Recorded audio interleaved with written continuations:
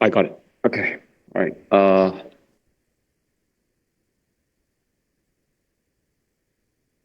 right. I want to thank the organizer for the generous invitation, and this is a great honor for me to be here for celebrations of two important milestones. One is the 15th anniversary of the Yau Center at Tsinghua, and of course the other is Yao's birthday. So I'm going to save all the juicy story till tomorrow banquet. So I would just say that I've known Professor Yau for more than 30 years. I think the day I met him, perhaps many of you in the audience were still in kindergarten, if not younger. The title of my talk, Mirror Symmetry, is actually something that Yau is largely responsible for. Remember when I first finished my PhD and became a postdoc with Yau, that was the first time I heard about mirror symmetry. I guess, like they say, the rest is history, right? A lot of the ideas that I'm going to be talking about actually grew out of what I learned from the 90s when I was a postdoc at Harvard. Okay, so mirror symmetry. So this is now, more than 30 years, and the subject has evolved. And now the big question is, how do we formulate the statement in a way that would capture everything we know about mirror symmetry, including all the spectacular predictions about curves and whatnot in algebraic geometry. All of that has a big fancy name. It's called homological mirror symmetry.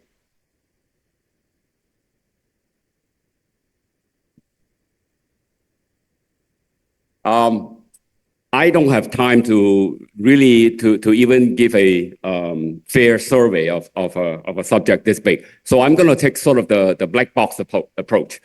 I'm going to introduce just enough, without the technical definitions or assumptions, just enough to give you a flavor of what I'm trying to do. And what I'm doing is essentially trying to extend the idea of mirror symmetry beyond the conventional idea that you have a pair of smooth Calabi Yau manifolds satisfy certain duality condition, and under those conditions you can predict geometry of one side with certain calculation on the other side. The point of my talk is to give you some example that in fact this idea can be extended beyond smooth Calabi Yau variety. Okay. So the setup I'm going to start with is it's an n-dimensional smooth projective toric variety of dimension n.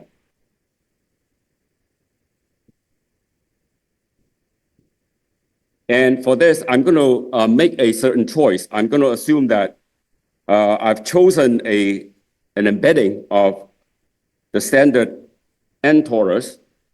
Okay, so it's as a dense open subvariety in Xn, and I will assume that the group Tn will act on Xn with this as the dense orbit. And this choice immediately gives you the following convenient description. So if you take any line bundle, so if L is any line bundle on X, then you can look at sections of L, and you can this embedding give you a canonical embedding of this vector space into the space of Laurent polynomial in n variable. Okay. So in fact, it it allows you to give so this gives rise to a monomial basis of the section space by Laurent monomial in N variable. Okay, so that's sort of the net effect. Okay, so with that assumption, we will further assume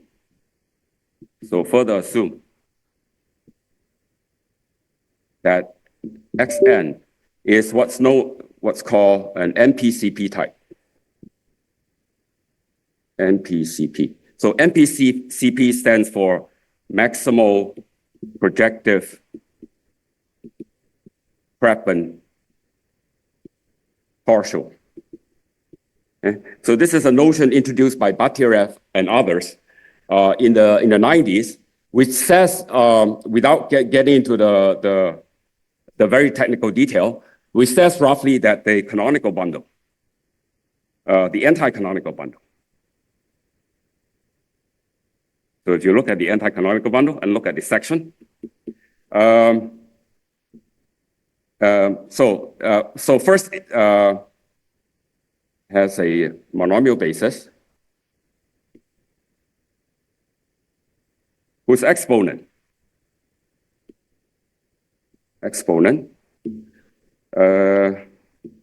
generate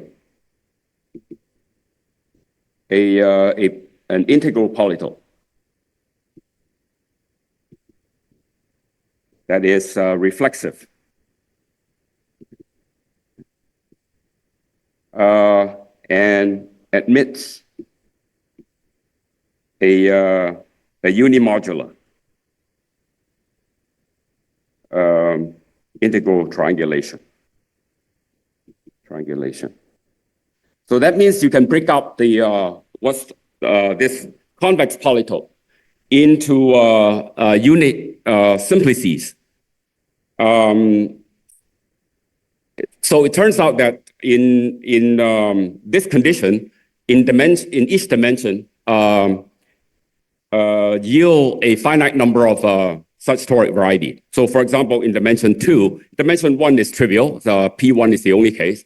In dimension 2, there are exactly 16 such MPCP toric surfaces. And dimension 3, there are a few thousand. And as the dimension grow, it grows very fast. But in each dimension, there are only finitely many. In any case, it turns out that this seems to be the right setting in which to test many statements in mirror symmetry, including the ones that I'm going to be talking about today. So for all of my statement that I make today, I will make the assumption that my toric variety is of MPCP type. So one important example to keep in mind is CPN. So in every dimension, CPN is an example of MPCP. Okay. All right. It turns out that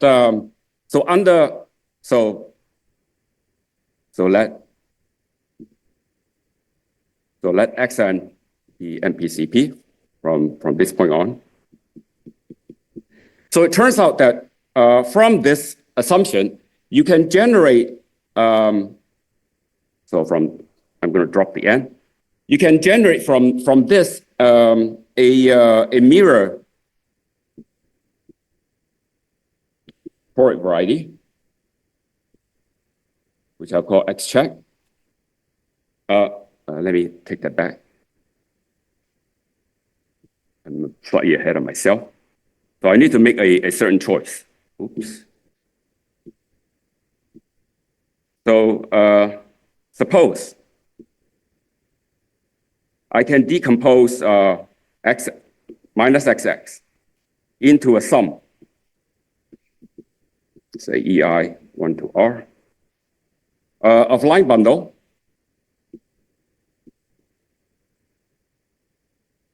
EI, such that each being numerically effective.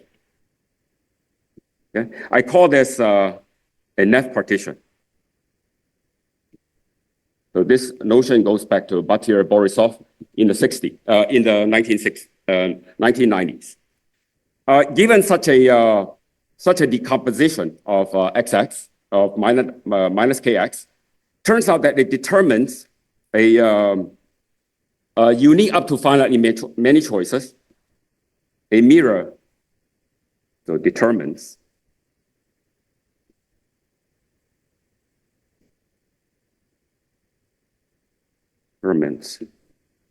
up to finitely many choices of toric variety, same dimension, X check, together with a dual net partition into same number of line bundle, where Fi nef. Okay. Moreover, so this is a result of Battir Borisov. X for R less than N,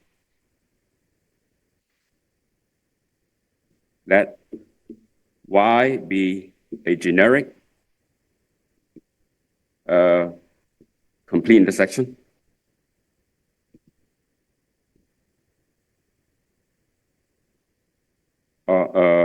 by sections of EI, and Y check be a generic complete intersection by sections of Fi. Then Y and Y check are topological mirror Calabi Yau manifolds. So this is the results that go back to Battir and Borisov. So topological mirror, in the sense that their Hodge diamonds are, in the usual sense, mirror to each other. And subsequently, this result has produced many interesting consequences in enumerative geometry. So, for example, one can now show that genus zero Gromov-Witten invariant on Y is predicted by period integrals of Y check and vice versa. Okay, so my talk today will be primarily about generalizing to this statement to the case when Y and Y check are no longer smooth. In fact, so we want to generalize mirror symmetry to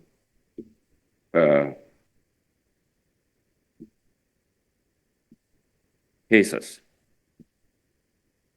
where Y and Y check are no longer, are not necessarily smooth.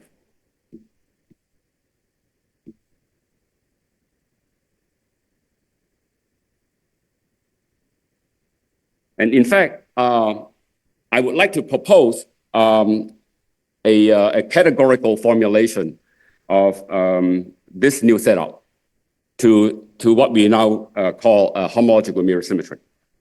All right, so the way we're going to do it is that instead of looking at complete intersections, we look at double cover.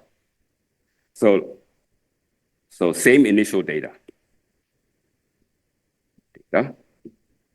X and X check. So we have a pair of smooth NPCP toric variety, the sense that I've discussed. So from X, so again, we fix a pair of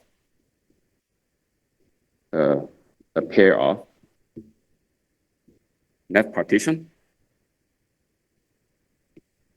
as I defined before. So XX is the sum of EI, and minus K check is the sum of Fi, okay, into R line bundle, net R line bundle. Now, when we talk about complete intersections, obviously you cannot, take code dimension to be negative, because then the completed sections become empty. But it turns out the approach that I'm going to be taking, I will not make that restriction. In fact, what I want to do is that, so we consider R sections. So Si of Fi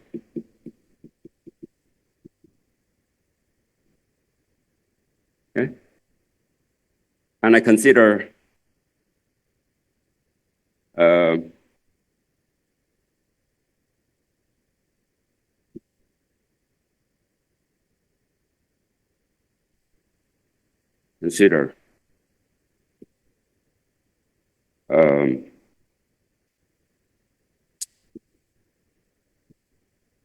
two-one cover.